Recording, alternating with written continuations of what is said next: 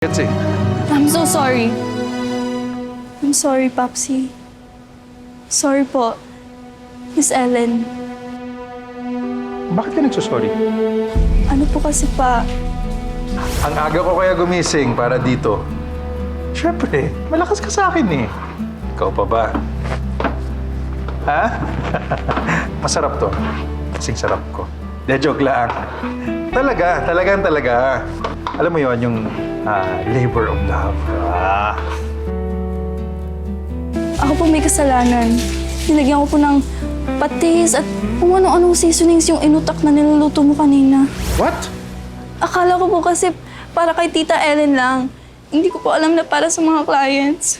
So, kumpara kay Tita Ellen mo yon? Bababuhin mo yung pagkain? Sorry po. Feel ko po kasi kailangan ko buwan ng paraan para hindi kayo magkalapit sa isa't isa. Para ma-turn off si Tita Ellen sa'yo. Pakiramdam ko po kasi na in-love ka ulit sa Totka mo. Oh my God, William! What is she talking about? How dare you, Janice? You're grounded for a month. Go to your room.